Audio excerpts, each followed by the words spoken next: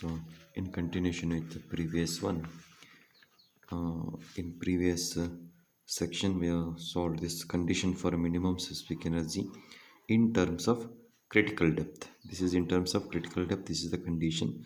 So as we are solving one more way of getting minimum specific energy. So this, what we have taken here is E equal to y plus v square by 2g. This formula we are having. So in this formula we have substituted the value of v here.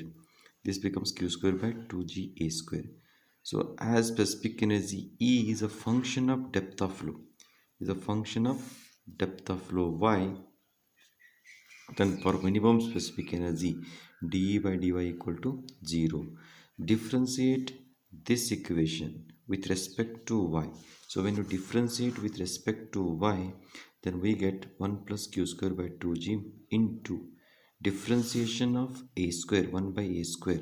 So as it's a function of depth of flow, that is a equal to b into y we are having, it becomes minus 2 divided by a square into dA by dy. Also the we have seen from the previous lecture, so in this, so as I was mentioned in this particular, this one, so this is the top width T and this is the elemental area. Then from this what we get, dA equal to, here we get top width as a dA by dy. So from this we get dA by dy. Yes, zoom it. Okay, I hope you understood this one. So also we know that dA by dy is equal to top width, because we have obtained this one like this. This was the elemental area and this was the top width, this was dy, then the dA can be written as T into dy, then dA by dy will be top width.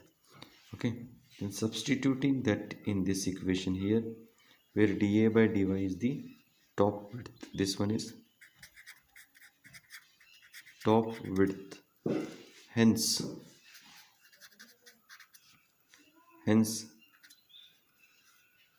dE by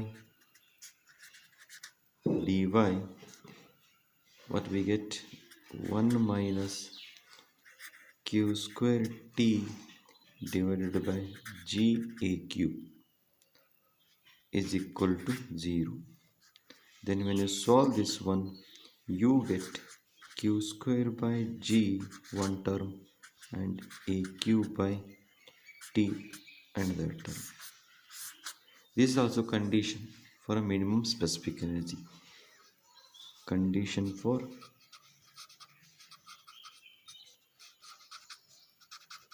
minimum specific energy. This is the condition for minimum specific energy. I hope you understood this one.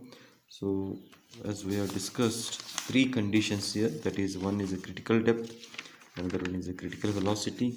So I'll just repeat the things. The critical depth we have discussed, critical velocity, then a minimum specific energy in terms of critical depth, and conditions for maximum discharge. This I'll discuss in the next part.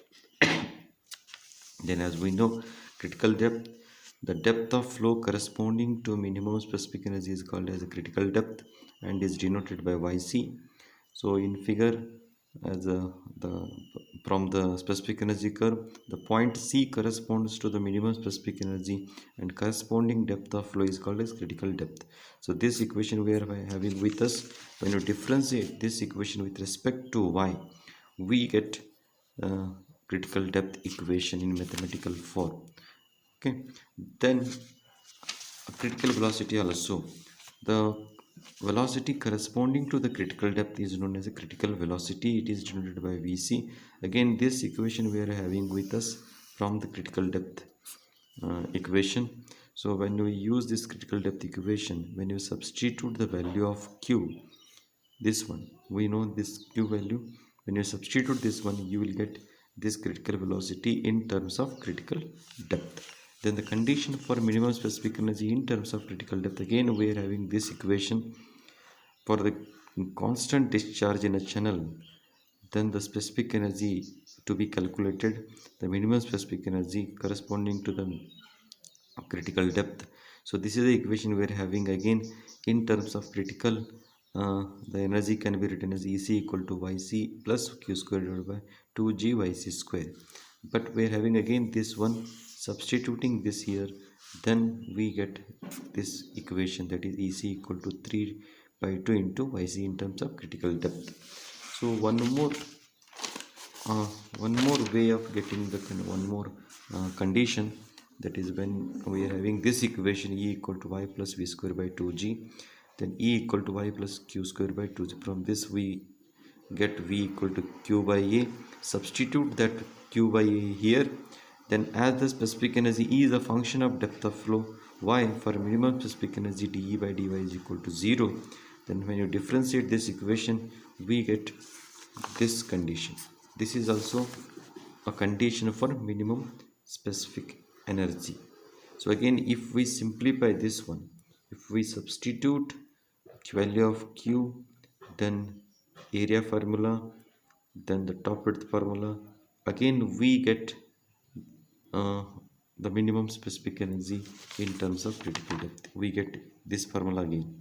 When you substitute Q, if we can substitute the value of Q equal to Q into B, this is Q into B, you can substitute the A equal to B into Y and top width as a B.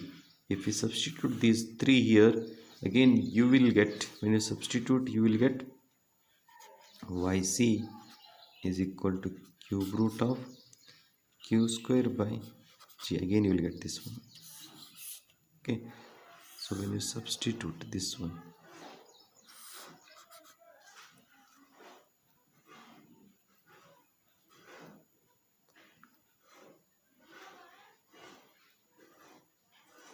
okay, so this is the condition for minimum specific energy in terms of critical depth.